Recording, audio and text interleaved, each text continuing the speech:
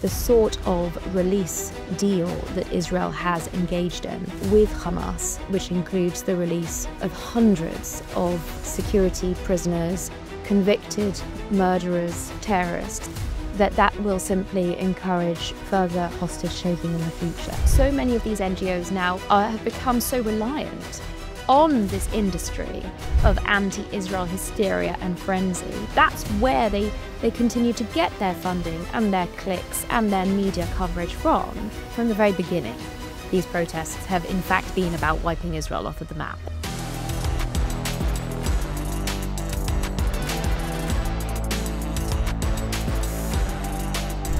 Hello, welcome back to the Brendan O'Neill Show with me, Brendan O'Neill, and my special guest this week, Natasha Hausdorff. Natasha, welcome to the show.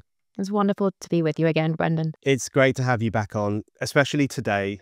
A historic day, I think everyone can agree on that. An extraordinary day. And the day we're talking is the day that the last 20 living hostages have been released from Gaza, courtesy of Trump's deal-making and the perseverance of the Israeli people and the Israeli government as well. As of now, there are no living Israeli hostages in Gaza, a day many of us thought we would never see. A truly extraordinary moment and a moment of great joy, of course tinged with sadness because Israel is also due to receive the remains of the hostages who did not survive that hell. What are your feelings today? How did you expect this to come? What are the feelings amongst people like you, people who campaign on behalf of Israel, to see a day like this finally arrive? Well, I'll take the campaigning certainly on behalf of the hostages and their return, and I've yet to take my pin off because, as you say, we are still awaiting the return of the bodies of those who were murdered by Hamas,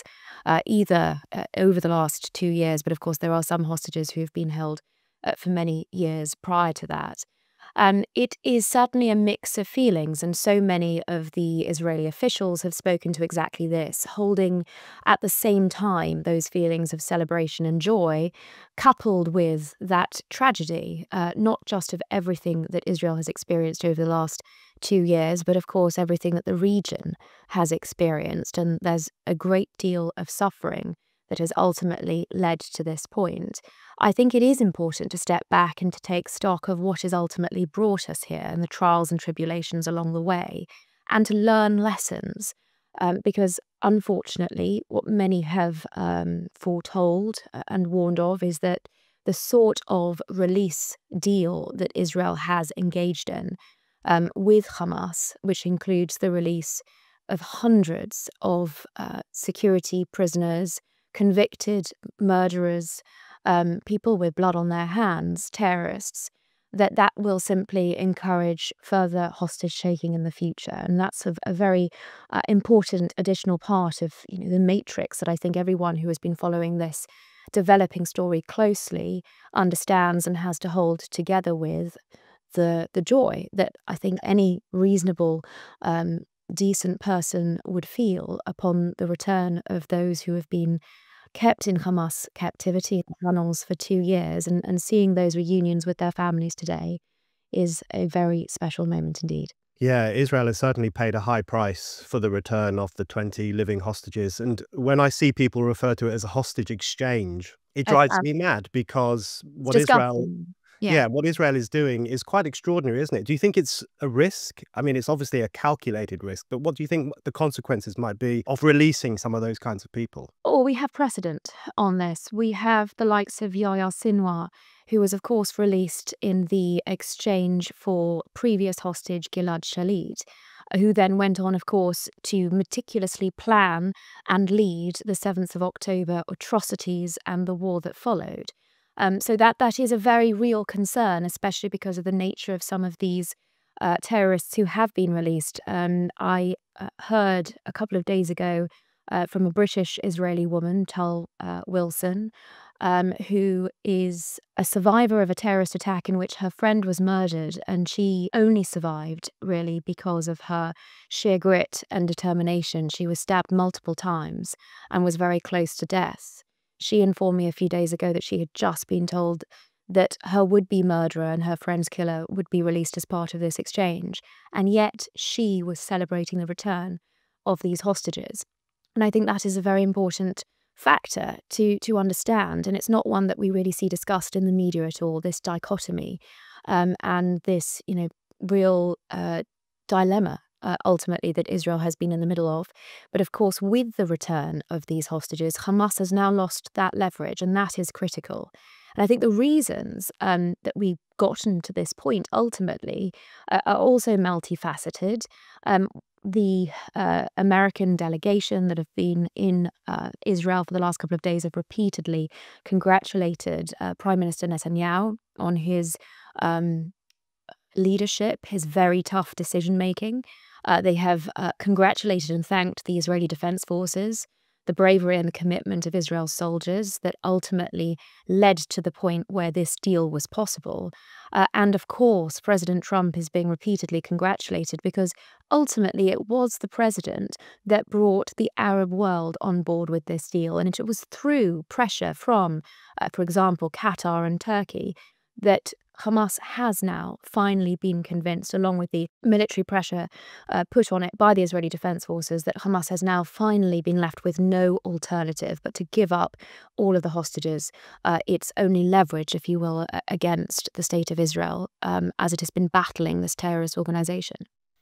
Yeah, I think that's very well put. That kind of pincer movement of Trump's work with the Arab states and then also the extraordinary work of the IDF over the past 2 years, taking the fight to Hamas in a way that many in the West told them not to do, which when you think back on it is just absolutely bizarre and surreal. But one thing I keep thinking, and I don't know if this is wishful thinking on my part, but as I was watching the news today and seeing the hostages being reunited with their families and all those very emotional photographs and phone calls that we've seen, I was thinking this could have happened on the 8th of October 2023 if the world had heaped pressure on Hamas to return the 251 people it had just kidnapped and to lay down its arms. Instead, of course, as you know more than most, the world turned against Israel and demonized Israel, even demonized the hostages. We can't forget that they were referred to by left-wing activists as colonizers who were prisoners of war, etc., etc. What role do you think the West's moral abandonment of Israel played in the disaster of the past 2 years? Not only the keeping of these hostages for so long, but also so much of the horror that we've seen over the past 2 years. I think those people that you describe ultimately have blood on their hands. Those hostages that will not be returning alive to their families, soldiers who have been killed in pursuit of Israel's war objectives of releasing all the hostages, and Palestinian civilians who have undoubtedly not only been killed but also been suffering as a result of the abuses that Hamas has been meting out on them in Gaza. These hostages should have returned far earlier, as you say, 2 years ago. The war should have ended far, far sooner. And it is extremely important that we recognize now, if not before now, the impact that support for this barbaric, genocidal terrorist organization has had in prolonging the war, in pushing back this potential deal.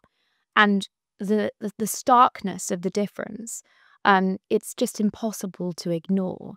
I've seen this is the starkness of the difference, of course, if we look at the previous American administration, Biden and even Kamala Harris and their calls for Netanyahu not to go into Rafah, or certainly many political leaders around the world telling Netanyahu 2 months ago not to go into Gaza City. Well, what on earth do they think made this final resolution now with respect to the hostage issue? What do they think made that possible?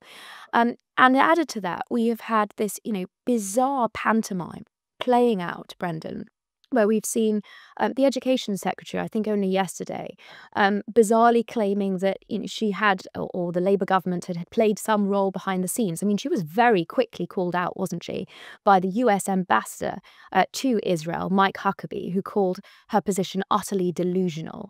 Now, I appreciate there's been some, participation prize, it's been referred to, from Steve Witkoff, mentioning the involvement of Powell, the national security advisor here in the UK. And there's a lot of chatter about whether or not that's really just as a result of pleading by the United Kingdom's government for an indication that they had some role to play. What we can really see, if we exercise, logic and critical analysis here, is that every move, especially in the last 6 months, by this government and by others that have followed a similar policy of recognizing a so-called Palestinian state, which does not exist, of imposing an arms embargo against Israel, and of consistently criticizing it and spreading blood libels, to be frank, in international diplomatic discourse and, of course, on the international media. All of that has made this deal so much harder to realize. And the tone-deaf approach of some of these politicians is utterly remarkable. I think it's extremely important that they be reminded, not just of the logic and the critical analysis of the situation, but also what the American administration has been consistently saying, which is that these moves have consistently made it harder to reach a deal because they have encouraged Hamas to leave the negotiating table. And I think there's also one other aspect of this which is important to raise, which is this seemingly controversial strike by Israel against Hamas in Qatar itself. A strike which, if we compare it to similar actions taken by the Americans, for example, taking out Osama bin Laden, is entirely lawful under international law, going after the leaders of the enemy combatants that you are engaged in a non-conflict with. But it's remarkable, I think, to consider the impact that striking Hamas in Qatar ultimately had, because Qatar has been pretending, frankly, to be a moderator throughout these negotiations, but has ultimately very clearly been encouraging Hamas to hang on to the hostages until very, very recently. And it seems to me, it seems to follow logic and reason that strike, an indication by Israel that it was prepared to go after the Hamas leadership, even in Qatari sovereign territory, that sent a very clear message to Qatar that now was the time to finally end this. And their change in stance, along with Turkey's, has been critical to enabling President Trump to facilitate this remarkable and historic occasion today. So when we step back and take into account all of these different moving parts, the damage that the United Kingdom, that France, that Canada, and others, and Spain have done with their rhetoric, with their political positioning, is truly unforgivable. And I think it is incumbent upon reasonable people who stand on the side of Western liberal democracies being able to defend themselves and their people and defend Western civilization.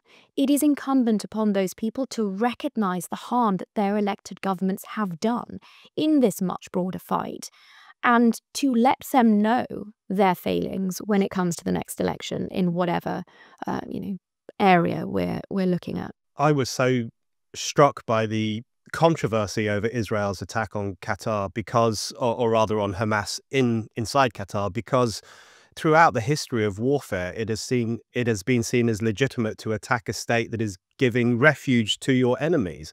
And that is what Qatar was doing. It was allowing the leadership of Hamas to live it up in luxuriant surroundings while their foot soldiers were continuing to kill Jewish soldiers and to plot the destruction of the Jewish state.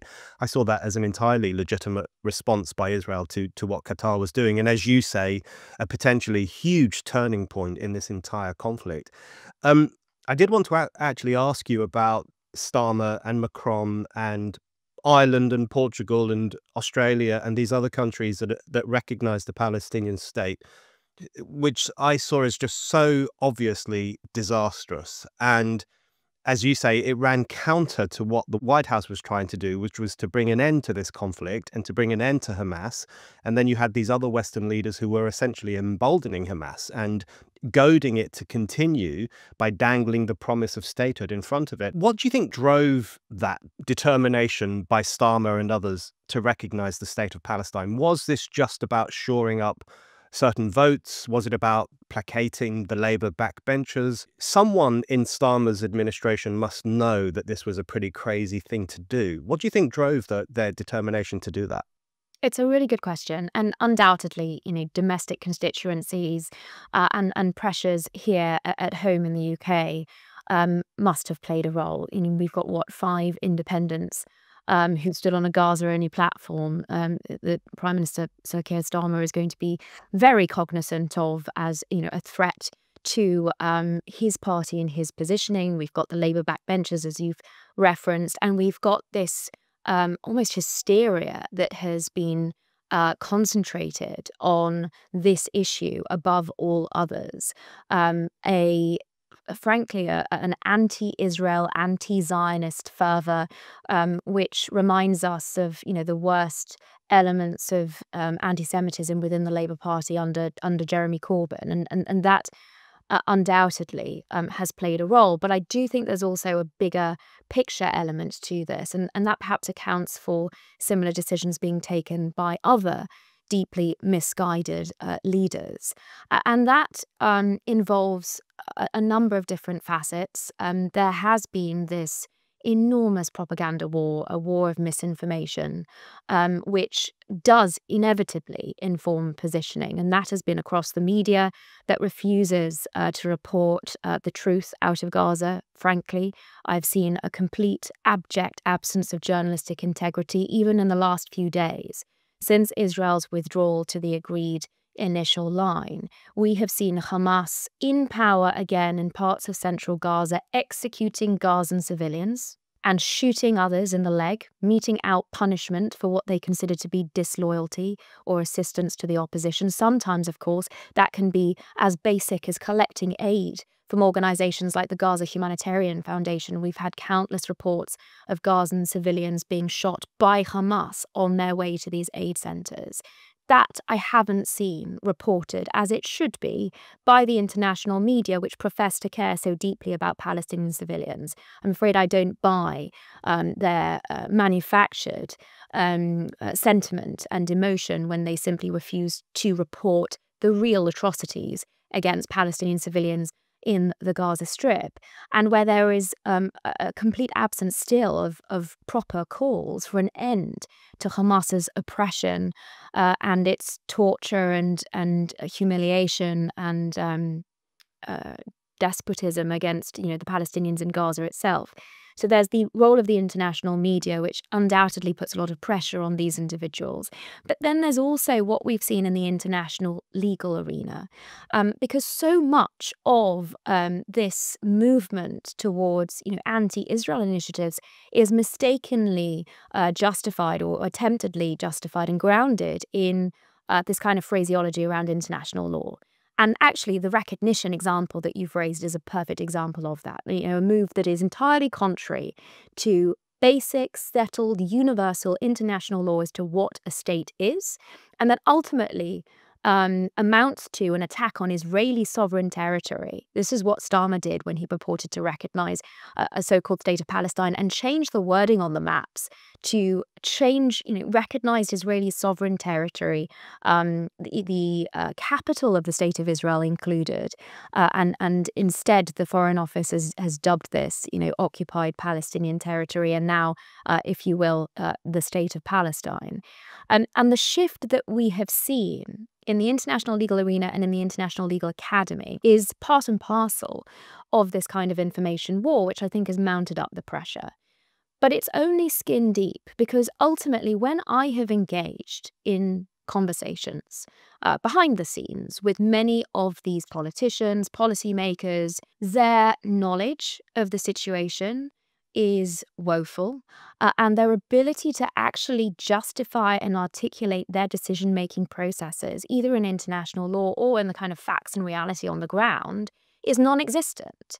So they're utilizing this, nice, big-sounding phrases in international law and human rights, but in fact what they're doing is inverting them, abusing them, unfortunately, and using them to justify a policy that is so wrong-headed. And it's not just because it's encouraging internationally prescribed terrorist organizations in the Middle East. It's part and parcel of the acceptable environment that they have created for Jew hate and the support of internationally prescribed terrorist organizations at home, not just in the UK, but also what we've seen in France, in Italy, in Portugal. The marches, the hate marches calling for genocide against the Jews, and the actual terror attacks that we saw, of course, in Manchester, on the holiest day of the Jewish calendar, Yom Kippur. So all of this creates a kind of perfect storm in which many of these politicians may not even realize how ignorant and counterproductive their moves have been.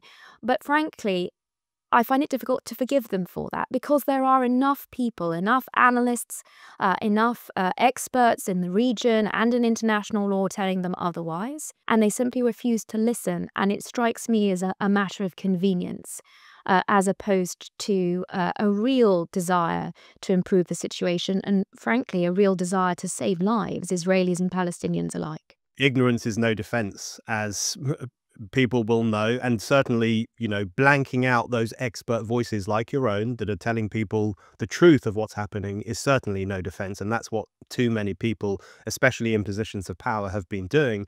I did want to ask you about the exploitation of international law to demonize Israel and really to spread blood libels against the Jewish nation. Because you were at the UN recently, I think at the UN Human Rights Council. I watched it. I'm sure many other people did too. We saw state after state saying the usual rubbish. Israel is committing genocide. Israel is a settler colonial nation. It's an apartheid nation. It's barbaric, etc., etc.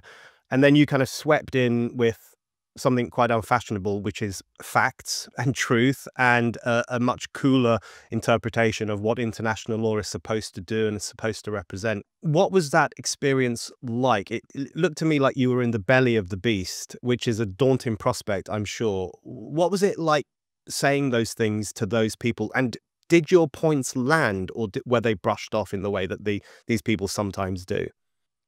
Well, it's actually not the first time that I've addressed the Human Rights Council, but it was the first time I was addressing them on behalf of UN Watch, which is an organisation based in Geneva that frequently brings human rights activists from around the world to call out individual countries on their abuses, countries that often sit and participate in these discussions at the Human Rights Council. I was brought essentially to call out the council as a whole and to call them to account for the abuses of international law that they have been presiding over. This is, of course, a council that has a standing agenda item, Agenda Item 7, against Israel. And as you say, the sort of manufacturing of blood libels is given this kind of golden stamp of approval at this council because it serves this very important role in manufacturing these falsehoods, this sort of industry of lies, by rubber stamping NGO reports, by putting them out as part of its commissions of inquiry, its special rapporteurs for human rights. I spoke very soon after the commission of inquiry set up by the council had published a report accusing Israel of genocide, which frankly simply endorses the farcical reports that we've had from the likes of Amnesty International and Human Rights Watch, which make clear that their information is solely predicated on Hamas propaganda. So one of my key messages to the council was to highlight its role in this disinformation laundering campaign. I think I called it the foremost disinformation laundering facility, which is unfortunately what it has become. Now, it may not surprise you to know that my message was not particularly welcome to those in the council itself, and actually there was a relatively robust rebuke, which it appeared to me had been prepared in advance. But the response online subsequent to my appearing in Geneva has been significant, overwhelming in fact, and actually the significance of taking that opportunity and using that platform to call out the very precise mechanism which this council is part of weaponizing international law against the only Jewish state and of promoting these blood libels, it has resonated. And I think one of the reasons that is so important, at the risk of repeating myself, is because this is ultimately not just about Israel. Once these international bodies, these supposedly illustrious institutions have been hijacked, that is a problem for all rule of law prizing countries, the UK, the US, Israel, European states. all of those rule of law countries that have historically found themselves in opposition to the despots and dictatorships of this world, Iran, Russia, these countries that have been very openly abusing these UN mechanisms. I mean, that's ultimately the important message that I think needs to be taken away from here, that the UN is now rotten to the core, and there needs to be serious change before international law and the United Nations in particular can be taken seriously again. Yeah, absolutely. One thing that has horrified me over the past 2 years, well, there are many things, but one thing in particular, which you've touched on there, is the relationship, the intimate relationship between the pronouncements from bodies like Amnesty, Human Rights Watch, and the UN itself, the UN Human Rights Council and the Commission of Inquiry, the relationship between that and then what we see on our streets. And the reason we have people on our streets screaming about genocide, screaming for the destruction of the Jewish state, treating it as the most evil nation in existence and possibly the most evil nation to ever exist. The reason we have that is because it has been greenlit by these officious pronouncements about Israel's genocidal behavior. And I think the UN and others have actually let anti-Semitism off its leash with some of the things that they've been saying. And I did want to ask you about the Commission of Inquiry in particular and the report that they came out with, because to my mind, and I'm far more a layperson than you, but to my mind, it was, even by the standards of Israel's hysterical accusers, it was preposterous. It was so thin and ridiculous and bought into all the Hamas propaganda, as you say. But now, whenever I see anti-Israel activists or writers in the press, or whenever I have cause to debate with them, they will cite that Commission of Inquiry report. It has become gospel truth to them very quickly because they love to fortify their bigotry with pseudo information. What was your view of the Commission of Inquiry report accusing Israel of genocide when you read it? Did, I did, did you find yeah. it laughable? I, you, perhaps I'm so jaded now. I can no longer find it entertaining. I'm afraid. I have to say, I'm bound to say, there was nothing discernible new in it. So this is simply the recycling of all of the old fabrications, and it very much, I think, proved my point of this cycle of disinformation laundering, that they simply adopted the reports of NGOs and collated them, if you will. I did see one allegation which I hadn't come across previously, linked to this genocidal intent of Israel, which was an attack on an IVF clinic. Which, so far as my research into this particular issue, after reading the report, was able to tell me, I believe this was a stray tank shell. So this was a clinic that was hit accidentally, because it was in the midst of all of this Hamas terror infrastructure, which they have embedded in these civilian areas. But the report's focus on this IVF clinic was to suggest that, Israel had deliberately targeted it in order to wipe out future generations.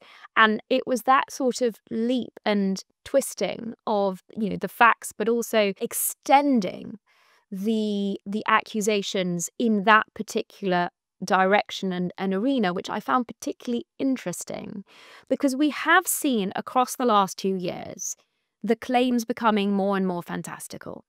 And then there's a question as to, where do you go from here?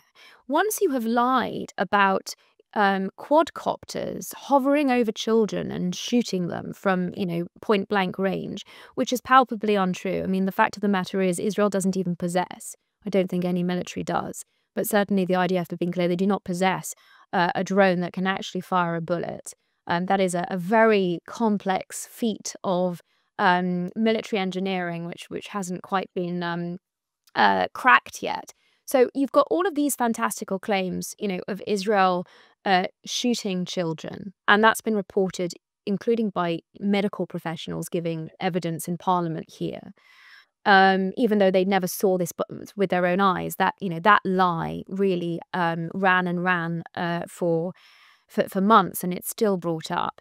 Then the question is, where on earth do you go from those fantastical claims? And it just struck me that the IVF clinic was the next sort of stage in these bizarre fabrications. I don't know where on earth they would go next from there.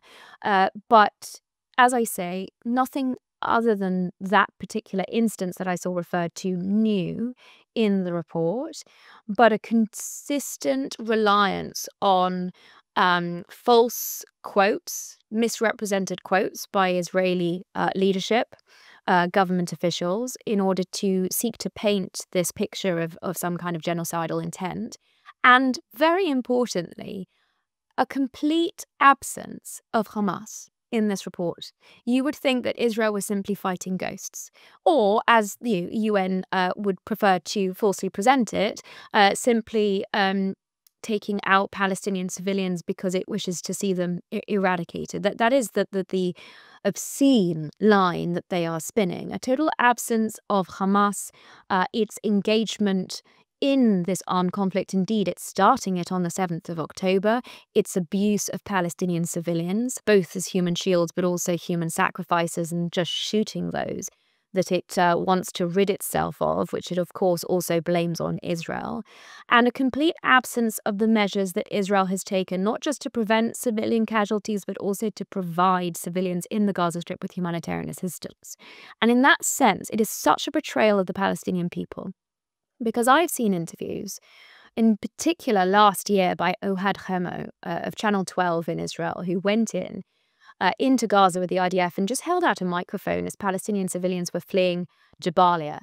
And they couldn't grab it from him quickly enough to tell the world, they hoped, this was never repeated outside of the Israeli news, but to tell the world, they hoped, how brutal Hamas had been to them and how Israel was saving them from that brutality. So that's clearly not something that was covered in the Commission of Inquiry report. And yes, if I wasn't quite so jaded, I would perhaps find it laughable. But frankly, this sort of fabrication, blood libel, false accusation has become somewhat exhausting. Yeah. For me, one of the big turning points in UN commentary on this conflict came back in March, when the Human Rights Council published a report called More Than a Human Can Bear. And it was about Israel's gender-based violence in Gaza. And one example of Israel's gender-based violence was its tendency to separate men from women when it had conquered certain towns or taken over certain territory. And this was cited as an example of anti-male gender violence. Of course, this happens in every war in history. You want to spare women the humiliation of being searched and interrogated, so you separate fighting-age men. But even that perfectly normal, legitimate act in a war was seen as an act of gender-based violence. Everything gets twisted to demonize Israel as a uniquely barbaric state. But I did want to ask you what you think drives this, because when I read UN reports or hear UN statements, and then of course from the NGO world as well, Amnesty, Human Rights Watch, never mind the kind of commentariat who have completely lost their marbles over this conflict. What do you think drives this? I mean, increasingly to me, it looks like a species of madness, not unlike the madnesses that has gripped humanity in the past in relation to the Jewish people. And history is peppered with instances of that. To me, it feels like a kind of feverish madness, a hysteria. But do you think there's something more calculated going on when the UN demonizes Israel in this way? What do you think drives what the UN and related bodies are doing? So I do think there are additional factors at play here. I would agree with, some of the historical analysis of previous kind of witch hunts against the Jewish people, pogroms, and the like. But this, because of the modern world in which we live, social media, 24/7 news channels, and the accessibility of that sort of disinformation that everyone has, on their smartphone, that this seems to be an entirely unprecedented level of hysteria. And it has involved a kind of brainwashing and an indoctrination, which is particularly concerning and frightening when one sees, the nature of some of these people have been so whipped up into joining these hate marches, that they're not all visible terror supporters, but ultimately they have been whipped up into that sort of frenzy.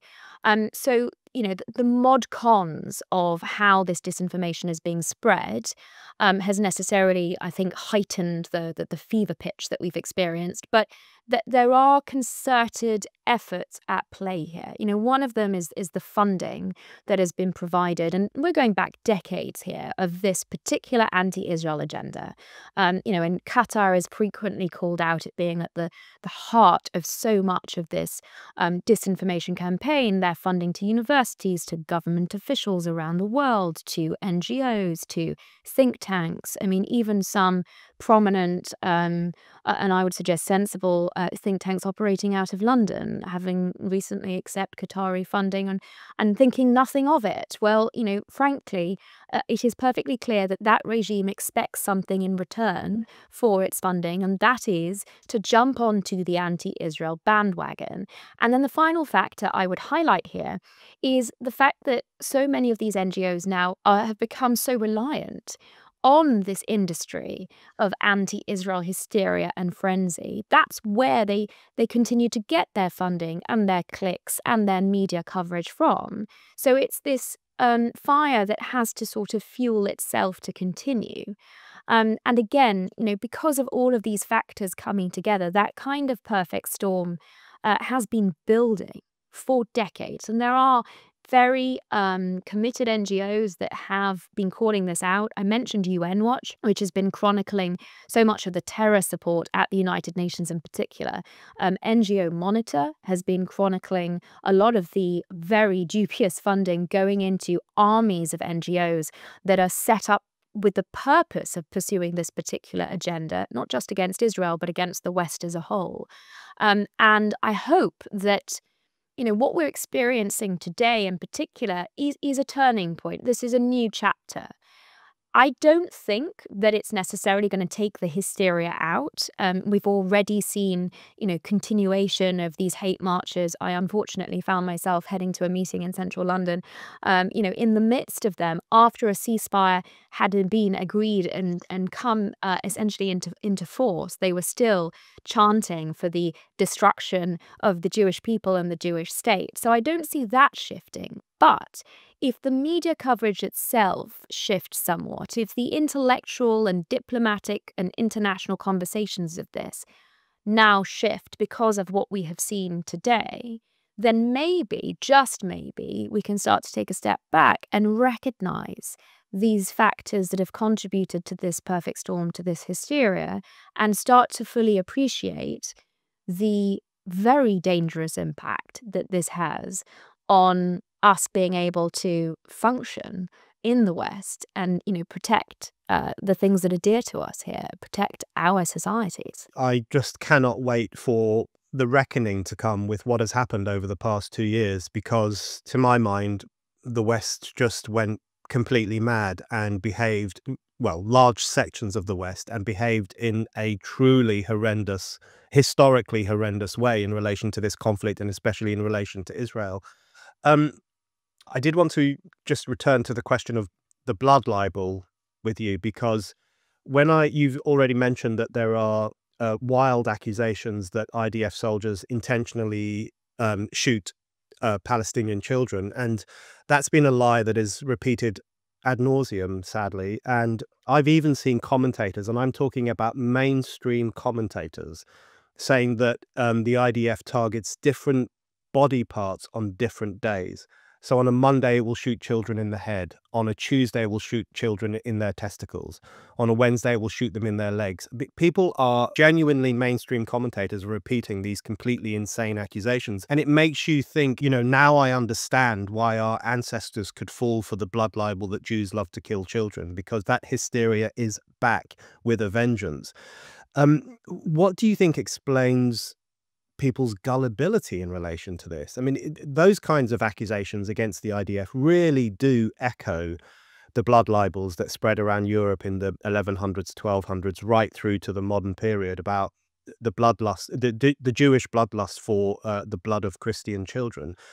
That's come back, and in this case, in relation to Palestinian children, what is this gullibility? What opens people's minds to something that is so clearly not true? So I'm not a psychologist, and perhaps we should pose this because I'm sure there'll be some, beautifully scientific explanation for it. Anti-Semitism is so frequently referred to as the oldest hatred, and it seems to me that there must be some underlying desire to believe the worst things imaginable about the Jewish people. And I had hoped, as others, that modern society and the modern world had clearly moved on from that. But it may very well be that temptation, that desire to sort of fall into that ease of Vasily Grossman's description, tell me what you accuse the Jews of, I'll tell you what you are guilty of. This whole, scapegoating exercise of putting your own worst fears, concerns, feelings of guilt onto another entity, people, and the Jewish people have historically been at the center of that. So that very base psychological drive must be playing some sort of role here. But again, I don't think we can just point to that. There has to be an appreciation of where the information war has shifted. And I would say, at the risk of providing some of these people with excuses because they should know better. And the fact of the matter is, you and I look at the facts and have access to the same open source information that all of these people would if they chose to investigate the matter, and can see things in a much clearer, more accurate fashion. So not to give these gullible individuals too much of a get out of jail free card, but when one considers the very powerful nature of this disinformation, when you see pictures of supposedly starving children that have now all been proven to be children with very serious underlying health defects, birth, conditions from birth that have prevented them taking in nutrition.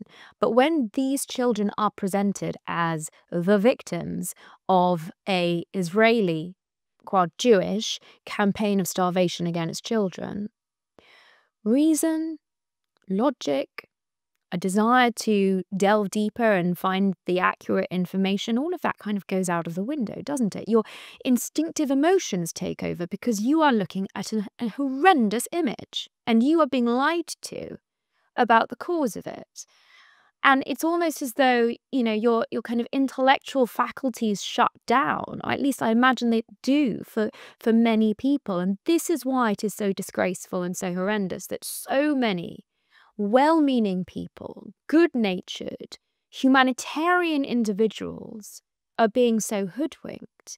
And it's their own, good inclinations and kindness and decency that is in fact being weaponized against them to lure them into this, army of sometimes they're referred to as useful idiots. Again, I don't want to tar everyone with the same brush. And there are, of course, different degrees of gullibility, keenness to blame the Jewish people, knowledge of the falseness of what it is that they are repeating and desires to repeat it anyway. And I'm sure that there are many individuals there that know full well what they are doing and are, masters at spreading this disinformation nonetheless.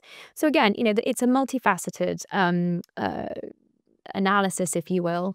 I would be fascinated. In fact, part of me has felt, if one had the time, felt inclined to, take some courses in psychology and understand what it is that is driving this and making these people tick. But I do think because of the nature and the context of modern communications and media, and social media in particular, we have never experienced something quite like this mass psychosis. How we cut through, how we get through to people who have been so taken in by these falsehoods and explain to them that they have been lied to. I think if that is possible, there must necessarily be some kind of reaction. I cannot imagine any, right-thinking individual who recognizes they've been lied to would take kindly to that, would not have some sort of robust response for the fact that they've been taken for a ride here. When I think back over the past 2 years, I just think this will surely go down in history as an era in which thousands of children died from malnutrition in Sudan. Hundreds died from malnutrition in Nigeria this year alone, in the conflict hit parts of Nigeria. And yet, the vast majority of the commentariat and even NGOs who are supposed to resolve problems like this went on a hunt for a famine in Gaza. And it was proof, I think, that Israelophobia is not only bad for the Jewish state and the Jewish people, but for the world, because it means that people become so obsessed with this one tiny nation that they neglect all the very serious problems afflicting humanity. I did want to touch on just a couple of questions to end with about what might come next. So you've already mentioned that you encountered one of the post-ceasefire demonstrations, and we're likely to see more of them. I mean, people have tied up their entire political personality with hating Israel, and I think a lot of them are going to find it difficult to let go of that. And we've already seen some placards on these demonstrations where they say, we've achieved a ceasefire, but now we need the dismantling of the apartheid state, the expulsion of IDF from the West Bank, etc., etc. Basically, we've got a ceasefire, but now we need to get rid of Israel. That's essentially what these people are saying. Where do you think those protests will go next? How much longer do you think they can continue, even when ordinary people will see, hopefully, fingers crossed, that the war is coming to an end or is certainly fizzling out? Do you think they can go on forever? At some point, will these protesters come to their senses, do you think? I've never liked trying to gaze into a crystal ball, but it strikes me that from the very beginning, these protests have in fact been about wiping Israel off of the map. That's why they began on the 7th of October, and the 7th and the 8th in particular, before there had been any response by Israel within Gaza, and why they are predicated on these falsehoods, and why you never hear calls from within these protests for Egypt to open the border, to allow Palestinian civilians to leave and to be actually catered for the other side of the border in Egyptian Rafah, where they can be provided with humanitarian assistance and kept away from Hamas, and Hamas can't, continue to hide amongst civilians. You never hear them calling for that. So it has been blatantly obvious to me from the very outset that these protests had nothing to do with any concern for the Palestinian civilians, and everything to do with wiping out the Jewish state. And for that reason, I do anticipate that they will continue. I hope that their continuation, without this guise of, ceasefire now, will alert people to what was always very obvious to me and others, and they will understand that these are pro-Hamas, pro-terror marches, and that they need to be taken seriously by the police on that basis. And the police and the Home Secretary should be using their existing powers and not pretending that they need further legislation to be able to deal with these calls for genocide and intifada, which of course it doesn't just, in the context in which it's been called for in these marches, doesn't just mean an intifada against Jews, as we saw at the synagogue in Manchester. It also ultimately means, an intifada against anyone that does not subscribe to their worldview, which is what we saw in 7/7. It's what we saw at the Manchester Arena. So in all of that context, yes, I think these marches are likely to continue. I hope that now their true motivation will be clearer. And I think that ultimately what is encouraging them to continue is the refusal of the authorities and the government in this country in particular to act properly. Now, we've seen how that encouragement has spurred on terrorist groups like Palestine Action to move on from attacking Jewish-associated or Israel-associated buildings to attacking the RAF. So I have every expectation that the truer colours of the people leading these marches will become more apparent, and their war, essentially, not just against Israel but against the West, will become more apparent as a result of that. But I don't see them going anywhere anytime soon. And part of the reason for that is very much in parallel with what I described as this kind of industry that was created by these NGOs and the UN of vilifying Israel, that they have to continue that and they have to consistently step that up. It's the same thing with the mass hysteria that is concentrated around these so-called protests, and the money that is being raised by organizations like the Palestine Solidarity Campaign and supporting groups, and the Marxists who get involved as well. Their agenda has to continue to be fueled here. So I'm sure we'll see, certain development, certain evolution within what it is that these hate marches are calling for. But I fully expect them to continue. What on earth else are these people going Yeah. to do with themselves on a Saturday afternoon? They're going to be incredibly bored and over the next few months for sure.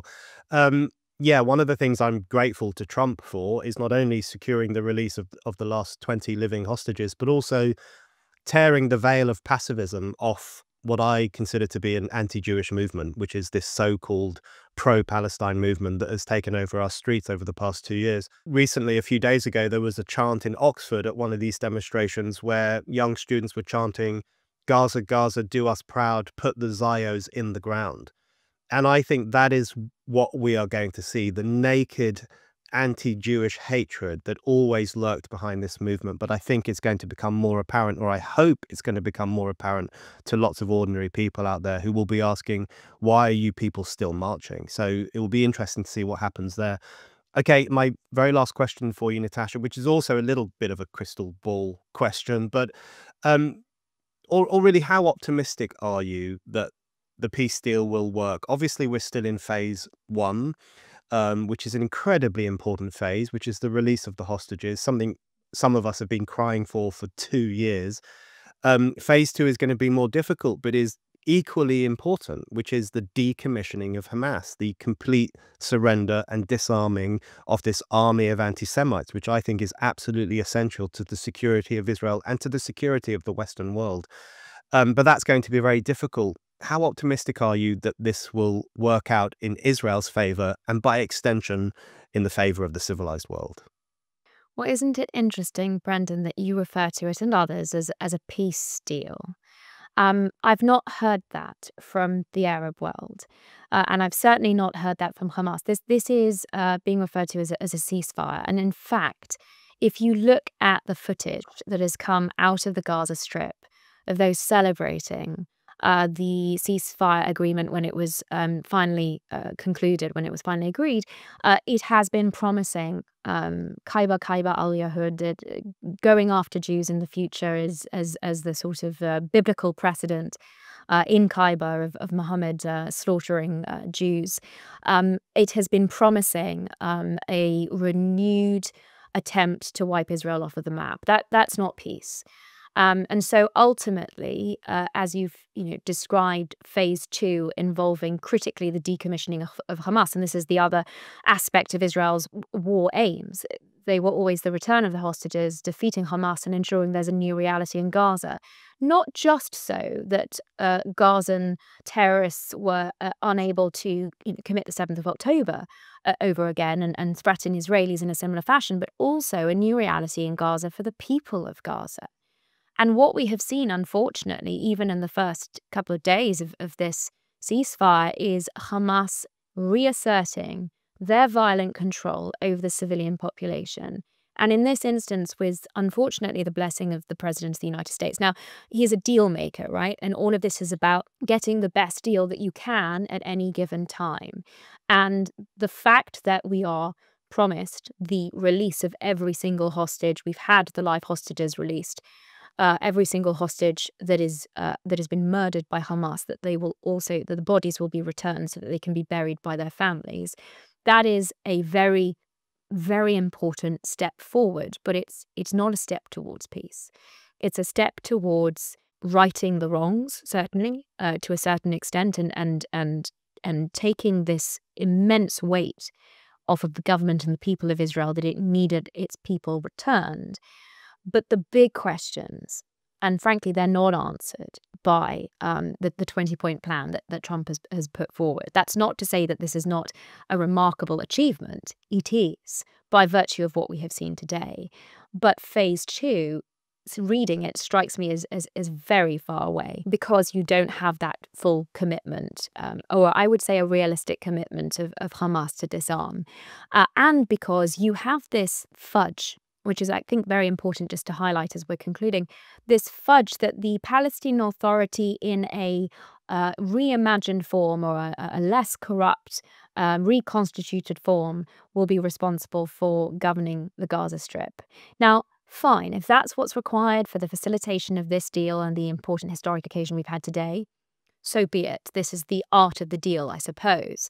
But it is not realistic until one actually grapples with the drivers of this conflict: indoctrination to terror, incentivization to terror, which is, of course, continually meted out by the so-called moderates that this deal is talking about having run the Gaza Strip. These are terrorist supporters, terrorist advocates who pay the salaries. Still, there's been this, again, complete misinformation that the pay-for-slay policy has been ended. That is untrue. And Palestinian Media Watch is continuing to put out important information that talks about the continuation of what are essentially terror salaries under a new welfare program. But they're doing the same thing. And until that is fixed, I say this regretfully, peace is not on the table. All these leaders, and unfortunately many of the civilians, if you will, the uninvolved civilians in this case, have been calling for a renewal of this genocidal war against the Jews, because that is all they have been taught from kindergarten. And that is going to take time. That is going to take a generation to fix. And the longer that we allow Palestinian children to be indoctrinated from kindergarten, the further that kind of generational change is going to take us. So that's what we need to be focusing on. One step at a time is something that I'm fully willing to buy into, but we need to approach what has been presented, what has been agreed, with a degree of realism. One caveat to that, I would say, is that outside of the Palestinian issue, of this indoctrination, of this incentivization to terror, we do have more and more countries looking like they're going to be signing up to the Abraham Accords. And what the messaging around this momentous occasion today allows Trump to do is to extend that deal of the Abraham Accords, which is actually true peace, which is a remarkable achievement. And the reason that they're peace agreements is because, even unlike the peace agreement with Egypt and the peace agreement with Jordan, which have been relatively cold pieces since they came into force, the Abraham Accords peace agreements have been incredibly warm agreements and relationships that have flourished, and they have survived this tumultuous period of these 2 years, despite many people thinking that simply wasn't possible. So I would certainly encourage, optimism in terms of peace in the wider region. And so much of the reshaping of the Middle East, with the strikes on Iran, with defeating Hezbollah in Lebanon, with eviscerating so much of the leadership of the Houthis in Yemen, of essentially taking away Iran's terror proxies, so much of that initiative in reshaping the region, I think, is going to facilitate peace, with a capital P, more broadly. For us to be able to achieve that in the context of the Palestinians in Israel, we are going to need to do some serious work in the West, with our own understanding of how that region operates, of the people that we are dealing with, and of the real needs of the Palestinian civilians here. And the more that we see, calls for a recognition of a state which is ultimately going to be run by Hamas or their ilk, the harder that is going to be, that shift in analysis, to be able to replicate what we're seeing more broadly in the region in that very, very small parcel of land itself. Natasha, thank you very much.